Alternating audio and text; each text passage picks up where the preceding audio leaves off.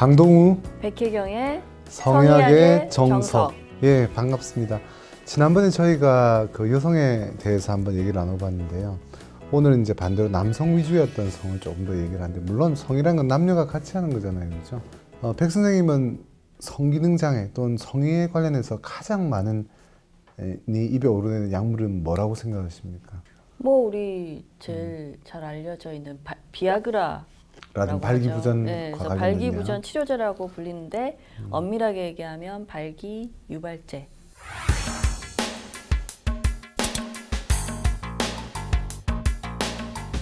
비아그라 처음에 시판된 거는 1998년 미국에서 이제 나왔고요. 한국에는 99년부터 이제 시판되게 되었는데, 나온 지가 지금 뭐 10년이 넘어서 이제 15년으로 가고 있잖아요, 그죠?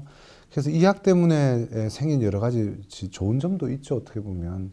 그러면 우리 다른 분들의 이해를 돕기 위해서 비아그라가 처음에 어떻게 만들어졌는지 그 좀 설명 좀 해주시겠어요? 예, 뭐 아시면서 왜 저한테 물어보십니까? 아니 그래도 예, 발기약이나 그 외 많은 약들이 사실은 여러 가지 우연의 일치에서 발견된 경우가 많아요. 발기약은 폐동맥 고혈압이라는 고혈압 제제를 썼더니, 쉽게 말해서 혈압이 높다는 건 혈관이 수축됐을 때 혈압이 높거든요.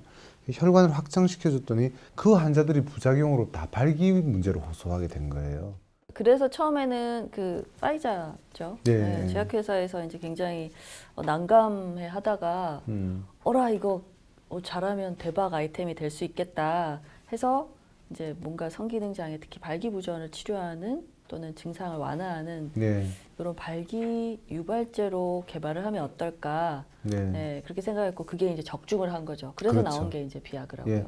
먼저 이제 제일 먼저 오해와 관련돼서 한 가지 생각해 봐야 될 점은, 발기 유발약이라는 이 비아그라 계열의 약들은 먹기만 하면 무조건 발기가 된다, 이렇게 오해를 하세요. 그렇죠. 뭐 일부는 심지어 이게 정력제다, 네, 정력을 증강시켜준다, 뭐 이런 식으로 오해를 하시는, 사실은 그것과는 무관하고요. 예, 기본적으로 남자들 같은 경우에 성욕이 있어야 우리 몸에서 이 발기를 필요로 하는 성반응이 이루어지게 되고, 그때 이제 이 발기약이 들어가면서 앞서 얘기한 대로 이제 혈압약으로 사용했던 이유가, 이 약이 들어가면 혈관이 확장된다고 그러는데요. 발기와 관련된 음경혈관을 주로 확장시키기 때문에 혈류량이 확보되면서 발기가 되는 그런 기전을 가지고 있죠. 근데 뭐 이 약 때문에 좋은 점은, 이제 발기가 약했거나 발기에 문제가 있는 분들이 일시적으로 도움을 받는 건 참 좋은 일이었는데, 문제는 그동안의 연구에서 보면, 발기약이 나오고 나서 중남미, 그러니까 브라질에서 연구를 한번 한 적이 있었는데요. 이 약을 주로 사용을 한다고 많이는 사가는데, 이 약을 사용하는 대상이 안타깝게도 배우자가 아니라 남편들이 다른 외도를 할 때 대부분 약을 사용하는 목적으로 약을 산다는 것이 굉장히 서글픈 일이기도 해요, 문화적으로는. 네. 브라질에서만 그런 거는 아닐까요? 전체적으로 다 그렇다고 봐야죠. 예, 안타깝게도 저희 병원에 이렇게 외도 문제라든지 부부 갈등 문제, 성 문제로 오는 분들 보면, 그 대부분의 케이스들에서 일어나는 공통적인 현상이, 남편이 발기가 안 좋아서 성의를 안 할 줄 알았는데, 어느 날 주로 뭐 여행 가방이라든지 서류 가방에서 콘돔이 발견되었다. 그 다음에 발기약이 발견되었다. 세 번째가 이제 핸드폰에 있는 전화번호 등이 발견되었기 때문에 외도를 의심하게 되는 경우가 많죠. 저는 한 번도 걸리지 않았잖아요. 네, 그렇죠. 이때까지는 안 걸렸죠. 안 걸린 게 아니라 그런 적이 없었다는 얘기인데, 네, 아무튼 죽죠. 이 발기약 때문에 여러 가지 좋은 점도 있었습니다만 문제점이 있어서, 오늘 저희가 발기약, 비아그라로 통칭되는, 사실은 비아그라는 발기약의 처음 나온 약의 이름이고요. 이 발기약에 대해서 좀 더 명확히 알아보겠습니다.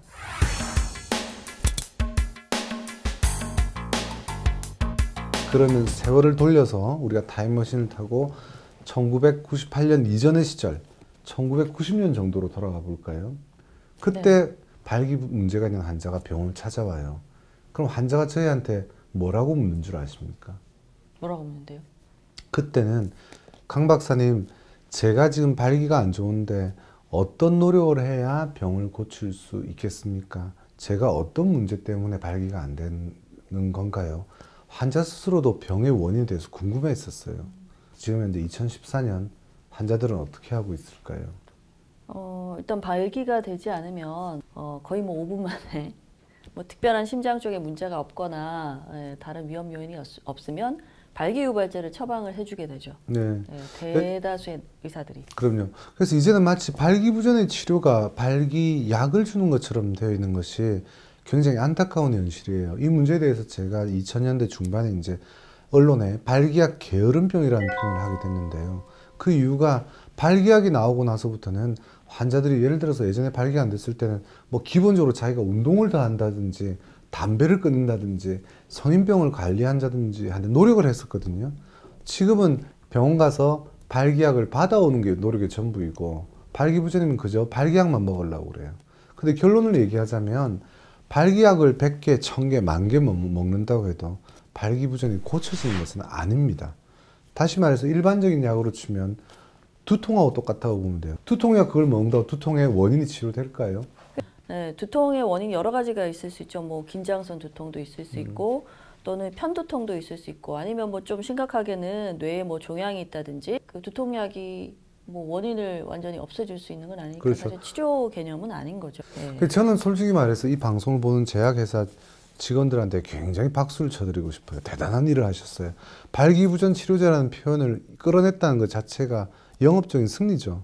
근데 그거는 제약회사 입장에서는 좋은 일입니다만 엄밀히 말하면 환자들에게 굉장한 오해를 불러일으킬 수 있습니다. 발기를 일시적으로 도와주는 발기 유발약이 주된 약이지 이걸 매일 먹는다고 해서 발기가 되는 것도 아니고요.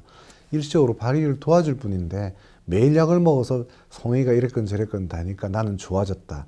그렇게 얘기한 거는 두통이 있기 때문에 먹는 두통약을 매일 먹고 두통이 적게 생겼으니까 두통이 좋아졌다. 이렇게 얘기한 거하고 똑같습니다. 두통이 계속 반복된다면요. 정말 뇌종양이 있는지 혈압 때문에 그런지 원인을 찾아서 고쳐야 되죠. 발기부전도 마찬가지입니다. 이 발기약을 너무 함부로 의사나 또는 일반 환자분들이 남용하는 경향이 있고요. 또 심지어는 의사들 중에서도 이 발기부전을 치료를 못하다 보니까 대부분이 그냥 발기약을 주는 걸 마치 치료처럼 서로 그렇게 암암리에 그런 문화가 형성되어 있는데 엄밀히 말하면 성의학자 입장에서는요. 그런 약을 쓰는 게 진정한 치료라고 말을 할 수는 없는 거죠. 다만 현대 문명이 이기니까 급할 때 발기약은 쓸 수도 있는 약이므로 일단은 오늘은 초반에는 발기약을 조금 제대로 알려드리도록 하겠습니다. 어떤 진실을 갖고 있고 또 어떻게 대처하는 게 맞는지요.